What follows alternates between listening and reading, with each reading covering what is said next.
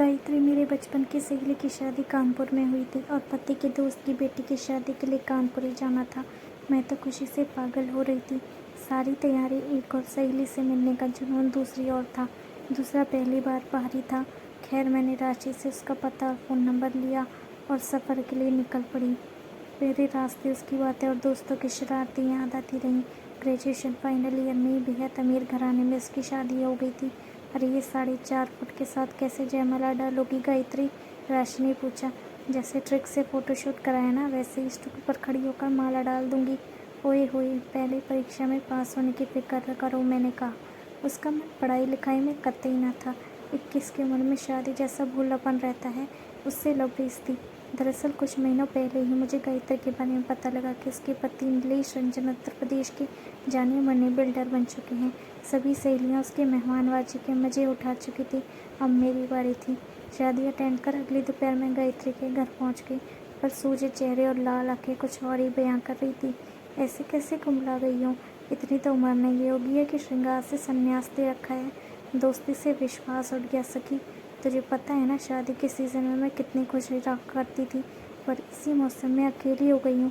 पहले सब अच्छा चलता रहा, उसके बाद पड़ोसन जूली मेरी दोस्त बन गई। धीरे धीरे उसका घर में बसोरा होता चला गया। नीलेश घर में रहते नहीं थी, मैं उसे सुबह से बुला लेती। खाना रहना सब यही होता था। उसी ने मुझे लूट लिया।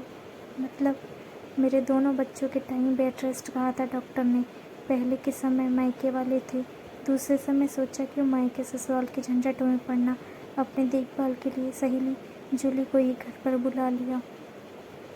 जाने कब दोनों नज़दीक आए और मेरे ही पति को अपनाकर मुझे बेगाना बना दिया। इस दुनिया में मेरे अलावा उसका कोई नहीं था, पर मेरे सभी अपने होते भी आज मैं उसकी जगह तन्हा खड़ी हूँ। तुझे पता कैसे चला कि दोनों में कुछ गलत है? बस अभी कुछ महीनों पहले पार्लर से लौट रही थी तो सोचा उसके नए फ्लैट को देखती चलूँ। वहाँ नीलेश पहले से मौजूद था, जबकि मुझे बताया गया था कुछ जरूरी काम से शहर के बाहर जा रहे हैं।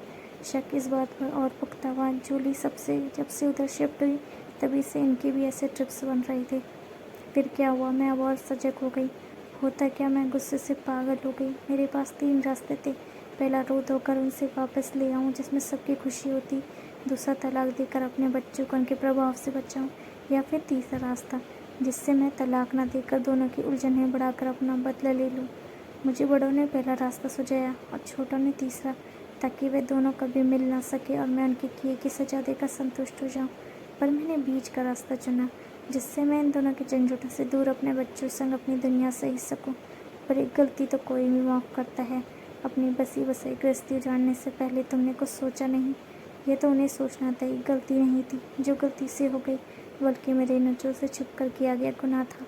गुनाहों की माफ़ी नहीं, सज़ा होती है। उनकी सज़ा यह है कि उन्हें अपने बच्चों के स्नेह से वंचित रहना होगा। एक पिता के लिए बहुत बड़ी सज़ा है। ये किससे पता कि गलती किसकी है? मैंने कहा, किसी की हो। अगर यही सब मैंने किया होता तो क्या वे ससम्मान मुझे अपनाते?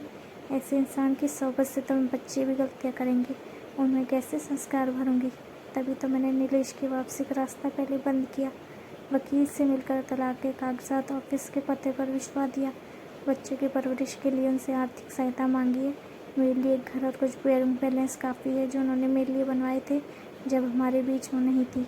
मैं उसमें आए बदलावों को ध्यान से देख रही थी। एक भोली वाली लड़की इतनी बुद्धिमती हो गई, वक्त व हालात ने उसे समझदार बना दिया था। अब भी मिलते हैं दोनों? पता नहीं, जो भी करें, अब मैं विमुख हूँ। मैंने तो दोहरा धोखा खाया। जब तक रानी हाथों पकड़े ना गए, खुद से थोड़ी ही कबूल लिया था।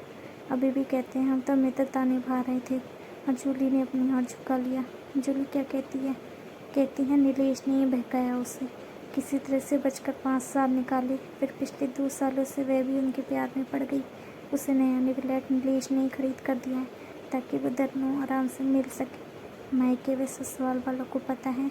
हाँ, सब कहते हैं कि क्षमा कर दो उसे। शराब शबाब तो कमजोरी होती है, और इस व्यवसाय में अफराद पैसे होने से आदतें भी गलत हो जाती है। सब कुछ भूल कर तलाक का केस वापस ले लूँ और उनके साथ रहूँ। अब तुम बताओ, मुझे क्या करना चाहिए? सहसा उसके सीधेपन पर तरस आने लगा। उसने जिस प्रथम पुरुष पर अपना सब कुछ वार दिया था, जिस पर अखंड विश्वास किया, उससे ही छल पाया। यह तो बाकायदा अपराध था। सवाल शादी और धोखे का नहीं, बल्कि आत्मसम्मान का था, जिससे समझौता करना अपनी आत्मा को मारना था।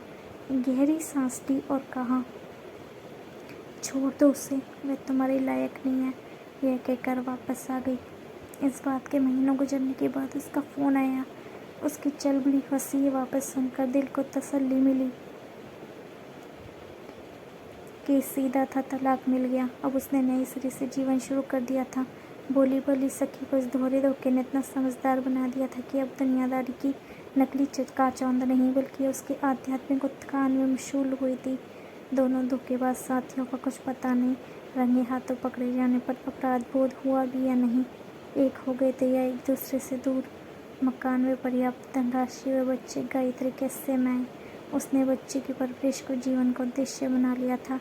साथ ही फुर्सत के क्षणों में महिलाओं से जुड़े एनजीओ के लिए भी काम करना शुरू कर दिया था।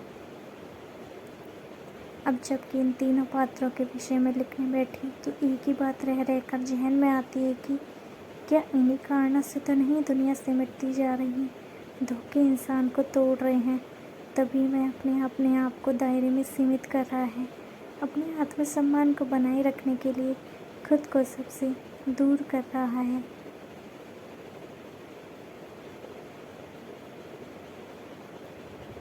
दोस्तों, अगर आपको ये कहानी अच्छी लगी हो तो प्लीज़ मेरे चैनल को लाइक और सब्सक्राइब कीजिएगा, ताकि आपको इस तरह की कहानियाँ और मिलती रहे। Thank you so much for watching. Thank you so much. Keep watching, keep subscribe.